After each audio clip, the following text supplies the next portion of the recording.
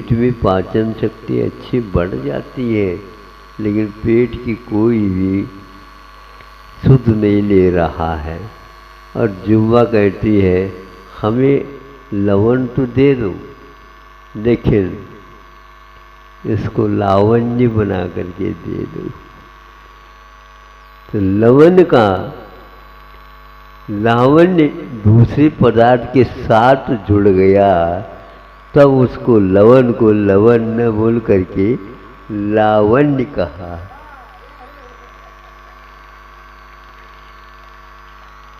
अब उसमें थोड़ी सी भूख कम भी लगी हो तो खुल करके लग जाती। समय सरकार ने लावण्य न करी लवण खिल्यवत कहा है, क्योंकि मिश्रण के साथ आत्मा का संवेदन सर्वेषां संसारी जीवानां स्वसंवेदन तो अस्तु एव स्वाभाविक। स्वसंवेदन से कौन वंचित है? कोई भी वंचित नहीं, क्योंकि संवेदन छूट गया, कुछ नहीं संसार में। जैसे आंखों के अभाव में संसार की लीला क्या समझ में आई? कुछ भी नहीं आई। किंतु आंखें मिलते ही संसार दिखता है, किंतु आंखें बंद होते ही संसार से अंतर जगत की ओर जाने का सौभाग्य प्राप्त होता है। तो दाल के साथ लवण खाना, चावल में लवण डालकर खाना, यहाँ तक कि मिठाई में भी लवण का मिश्रण किया जाता है। ऐसा सुनते हैं, सही है? अब सब में डालने का तो स्वभाव पड़ा है आप लोगों का। मतलब स्वादिष्ट मिठाई में भी एक आध कण जो है पहुंचना चाहिए। या एक आध कण भी जब पहुंच गया तो उसको हम लवण नहीं कहेंगे, न ही मिश्री कहेंगे। मिश्रित हो गया। सर्वाय सर्वेषां संसार जीवानां स्वसंवेदन तो अस्तु वीतराग संवेदन तो वीतरागिनां एव भवतु। वीतरागी संतों का वह संवेदन वीतराग राग से रहित, इसलिए हम तद ज्ञानम मुक्तिर कारणम, वह ज्ञान मुक्ति का कारण यत स्वसंवेदन सहितम तो वीतरागत्वात्, वीतराग सम्यक दर्शन, वीतराग सम्यक ज्ञान के साथ रहता है। ये दोनों वीतराग चारित्र के साथ रहा करते। ज्ञान और दर्शन सराग अवस्था में भी रह सकते हैं। जब वीतराग चारित्र आ जाता है तो उसमें ज्ञान भी और दर्शन भी वीतरागता का अनुभव करते हैं। तो पानक वत कहा है। वह पानक वत मिले ठंडाई के समान, शरबत के समान बन जाता है, तो उसमें आस्वादन अलग ही होता है। किंतु राग का सम्मिश्रण हमारे लिए अभिशाप सिद्ध होता है। इसलिए सराग संयम, संयमा संयम, इनके द्वारा कर्म निर्जरा बलि होती है, किंतु मुक्ति नहीं होती। शुद्धोपयोग जिसको बोलते हैं वो आस्वादन नहीं आ पाता। इसलिए कि लवण खिल्ली का एक प्रकार से आस्वादन ले है श्रमण, क्योंकि उसमें सम्मिश्रण नहीं, इंद्रिय ज्ञान के साथ सम्मिश्रण है। इंद्रियातीत अतीन्द्रिय ज्ञान जो होता है वही हमारे लिए ज्यों का त्यों आस्वादन लेने के लिए बाध्य करता है, वो ढूंढता रहता है। इसमें सम्मिश्रण तो नहीं। आत्मा का सम्मिलन आज हो रहा है, लेकिन राग समन्वितम तद ज्ञानम। आत्मा का ज्ञान होते हुए भी आत्मा का ज्ञान मुक्ति के लिए कारण है। विभाव सहित भाव तो होता है, लेकिन उससे भावित नहीं हो पाता। उसका जो आस्वादन है अद्भुत है। इसलिए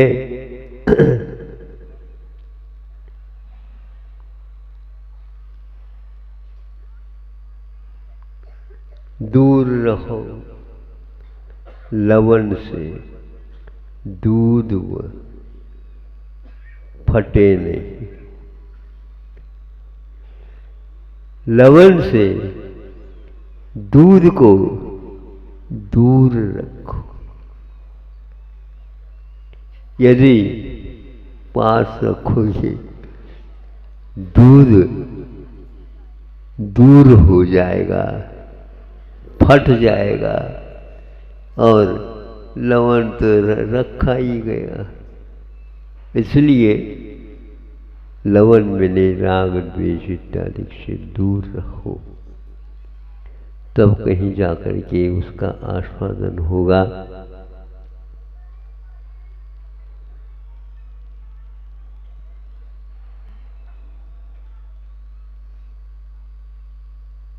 अध्यात्म ग्रंथ में इस प्रकार ये उदाहरण दे करके सूर्य महोदय ने हम लोगों को कितना स्पष्ट उत्तर देने का प्रयास किया। फिर भी राग राग में है और द्वेष द्वेष में है, आत्मा आत्मा में है, बिल्कुल, और आस्वादहीन है। ये सब कितने भी करो नहीं होगा। इसलिए एक स्थान पर कहा, चक्रवर्ती होकर के भरत चक्रवर्ती साय समृद्ध होकर के भी इसके आस्वादन के लिए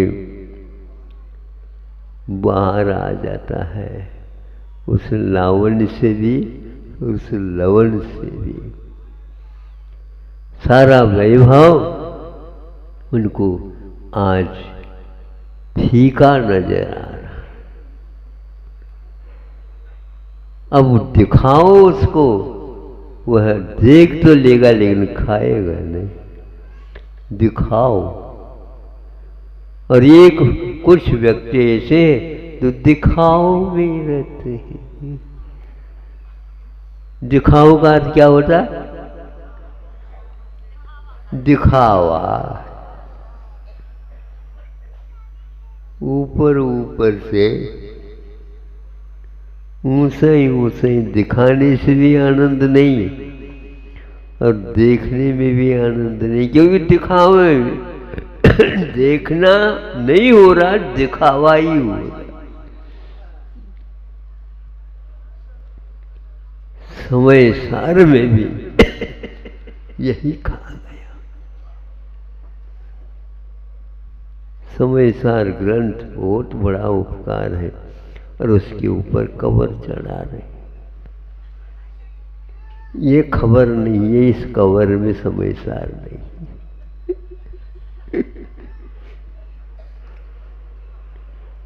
ये खबर है ही कहाँ, जो कवर ही दिख रहा है। Get out.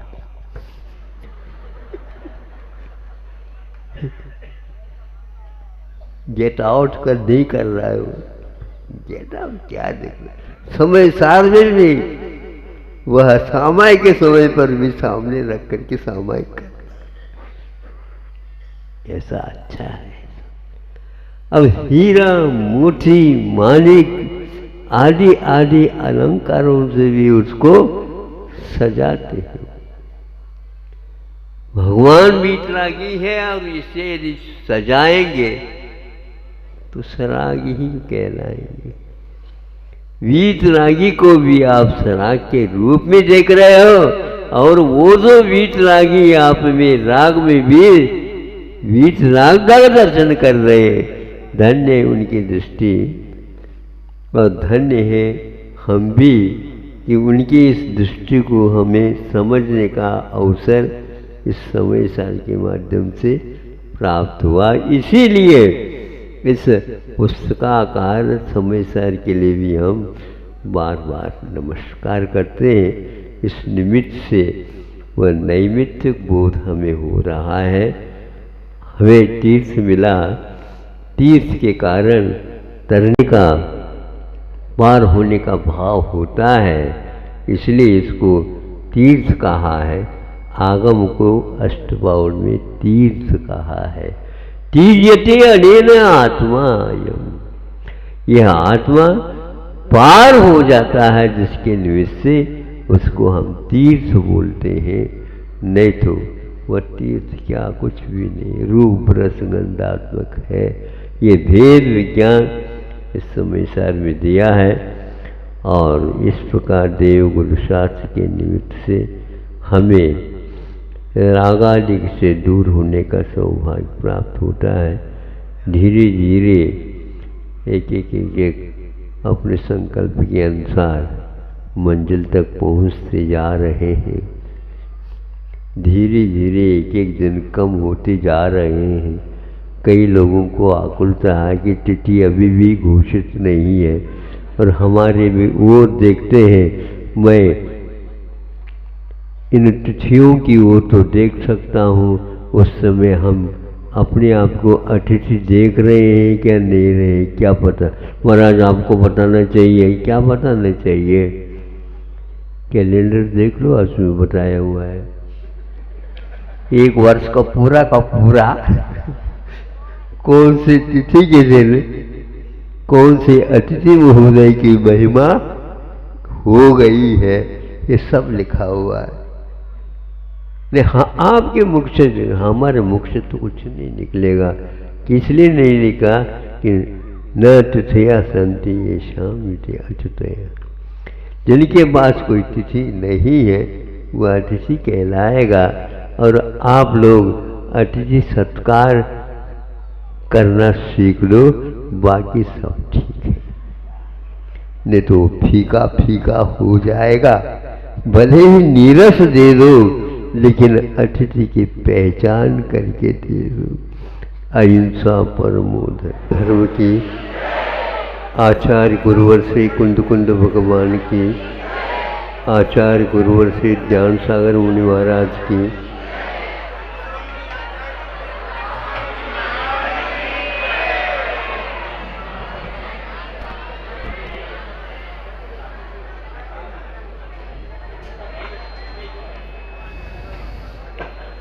नदियाँ जाती है, मिलती है सागर से। कोई बंगाल उपसागर पहुँच जाता है, कोई अरबी समुद्र पहुँच जाता, कोई हिंदी महासागर पहुँच जाता। किंतु नदियाँ कभी पहाड़ की ओर नहीं बढ़ती। सागर तो जा ही नहीं सकता, लेकिन नदियाँ पहाड़ चढ़ जाए, चढ़ने के नाम से दुनिया घबरा जाती है। चलने के नाम से भी घबराती है, लेकिन फिर भी पैरों के माध्यम से चढ़ना तो होता है। थोड़े से साहस की आवश्यकता पड़ती है। कब चढ़ते हैं? नशेनी चढ़ते हैं। नशेनी मिल जाती है तो चढ़ना आसान हो जाता। कभी कभी नशेनी नहीं मिलती, किंतु सीधा चढ़ना पड़ता है, तो उसके लिए सुविधा घुमा करके रास्ता लिया जाता है। कभी पहाड़ चढ़े हैं क्या? नहीं आप लोग? पहले बड़े बाबा के यहाँ जाते थे, उसी प्रकार से वहाँ पर भी घुमा करके आसानी से पहुँच जाते। संसार में घूमना पड़ता है और इसमें भी घूमना पड़ता है। ये परिक्रमा क्रम कहलाता है। सागर वाले आए हैं।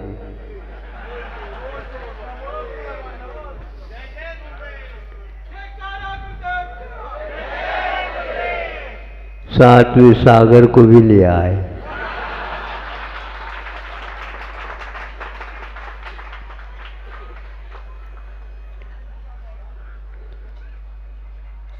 हमने पहुंचाया था 2 साल पूर्व में।